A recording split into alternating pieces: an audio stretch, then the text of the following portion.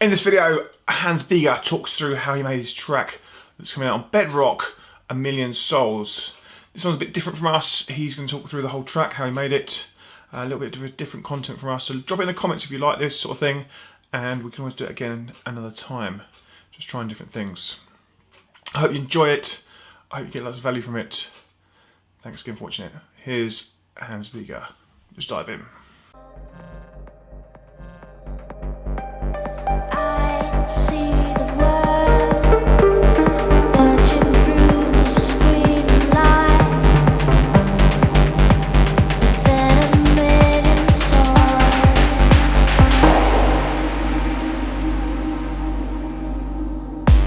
Hi, this is Hans Bieger speaking from my Berlin studio. I would like to thank Data Transmission for the opportunity to talk about my latest Bedrock EP, A Million Souls, which came out a couple of weeks ago. And I would like to go a bit into the details of how I made this track, because there's quite a curious history to it, which shows a bit about my work and how I create my music. And I think some of these aspects are, probably quite interesting to other people as well.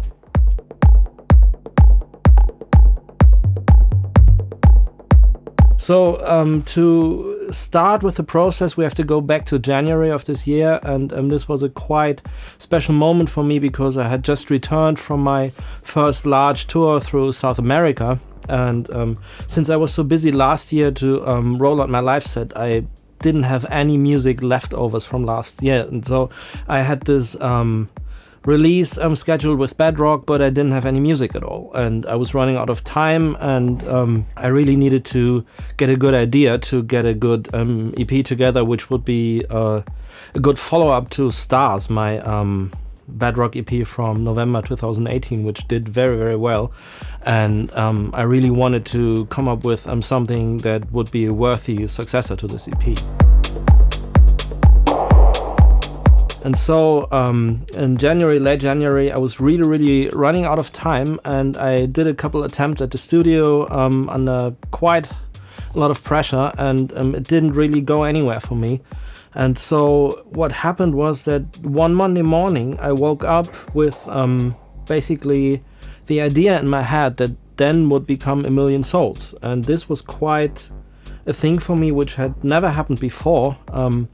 that I was half dreaming, half sleeping, half awake already, listening to this music inside my head. And then I woke up and I thought to myself, wow, this is kind of catchy, and I have to somehow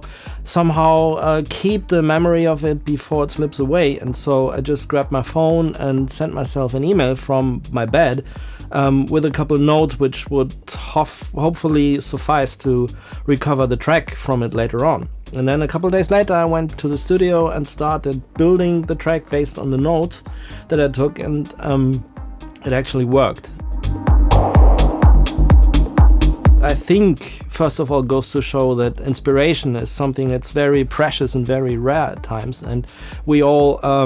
do quite well to memorize whenever we have the feeling that we have something good going on, and because sometimes you go to the studio and try to create something and then nothing happens at all. And so, I arrived at the studio, I opened up this email with the notes, and I started producing the backtrack. And in January, I only had gotten the ARP 2600 a couple months ago, and so this was quite fresh to me, and so I would naturally lean to that synth to create the lower part of the bass line.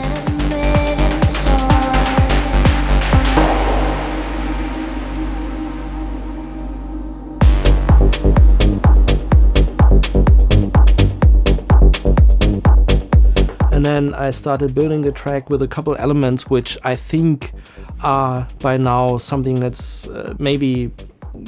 could be considered key elements to my sound, which is something that's very interesting as well, because as an artist you don't want to repeat yourself all the time, but at the same time there's something that has to become your own sort of handwriting or your own style or character, and something that's hopefully making you stand out from the other people, and that kind of defines the way how your productions are sounding. And to me, I think there's a couple things worth pointing out, and especially when we look at Stars, my predecessor on Bedrock from last year, I think there's a couple key elements that we have to look into, and that would be the way how I've been using the bass drum and the toms to create rhythmic and also melodic patterns with a technique that I call drum tuning and that I've covered in several other features on the internet already. I'm very, very serious about drums, especially toms and bass drums, being on musical notes and really supporting the harmonic character and the harmonic structure of a track. And so this is something that has defined especially the low end in Stars a lot, and is something that I have been carrying over for A Million Souls as well, in the form of not only toms in the bass register, but also this high 808 tom, which is tuned to a melody that sounds a bit like a steel drum, and which these kind of tuned 808 toms, in a way, I think are one of the elements that I keep always going back to, and which are kind of defining my own sound. Pedals that you're seeing here, which are auto, reverbs and delays, which I'm using on the Moog for my live set, but I also use them a lot at the studio, and especially the reverb is the thing that makes the lead sound or the lead bass of Stars stand out in a way, and so I thought it might be a good idea to give it a shot for the synth melody in A Million Souls as well, and this is what I did. The next thing that probably can be identified as one of my key elements is the 303, which is sitting over there, which I've been using in Stars in a not so obvious way, but giving some slight acidic undertones to the track, and of course in A Million Souls, this was one of the breakthrough moments for me when I built the backing of the track, that I took the 303 and put it one octave above the ARP 2600 bass line to really give it this kind of darkish, repetitive, slightly acidic vibe that I think has become the element that makes the groove of A Million Souls so contagious.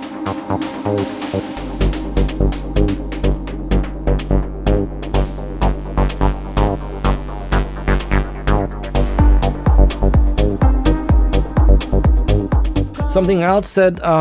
really has to be mentioned here is the Moog modular, of course, which I've been using for several elements in the track, being the main melody, of course, being a noise percussion that supports the hi-hats in the track, and also these growling bass stabs that I've been using in the track throughout several transitions. All these elements are coming from my Moog modular, and especially those growling bass stabs have become some sort of character element for me as well. It's a technique called Amplitude Modulation, where I'm modulating a pair of VCAs for the left and the right channel with an LFO running at audio speed, giving it this crunchy, gnarly kind of sound that is slightly aggressive, but also very, very powerful and very good sounding.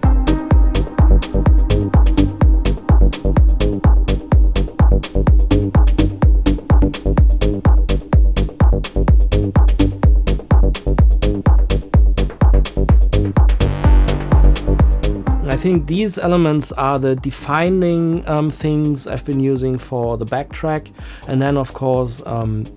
something happened which can't be understated, and that's the beautiful voice of Francesca Lombardo, whom I asked at some point to join me in a making of this track, because from the beginning I knew I wanted vocals, and this time I wanted female vocals, and we have been working together before on her mixes, and I always really loved what she was doing, and so it was a natural thing for me to ask Francesca for a contribution. That thing in the end went really quickly, because what she sent me in the first place was really good, and all I needed to do was to move the bits around around a bit and fit them in the arrangement, and then I sent it to her to ask her about her opinion, and in the end we didn't even record additional vocals on it. The idea in the beginning was that she would send me those scratch vocals and I would arrange them, and then I would send it back to her and she would record the proper ones, but it turns out that the scratch vocal she did was the final thing already, and I think this is also something that's really, really important to mention when we look at the creation of this track.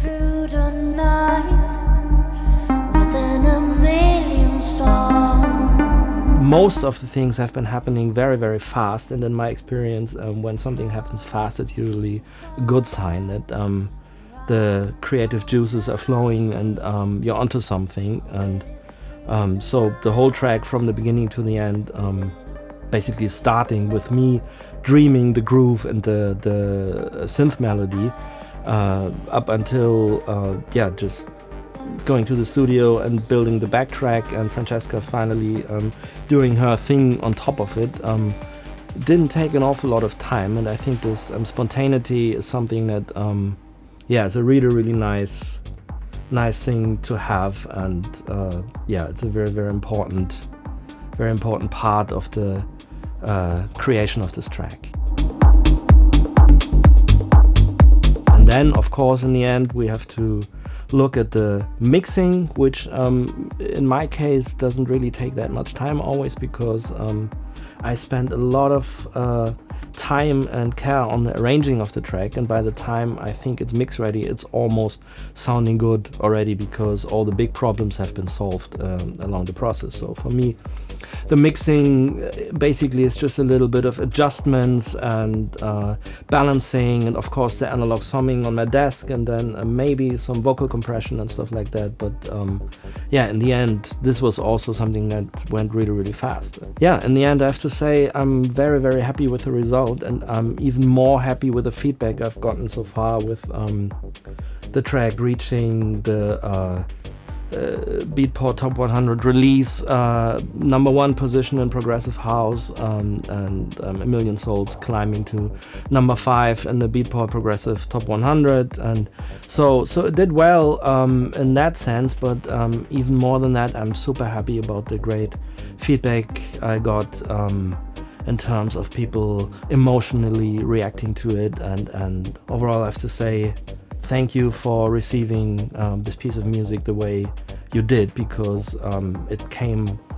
and I'm speaking both for me and Francesca, it came from the heart, and I'm really, really happy that it has been reaching so many hearts out there as well.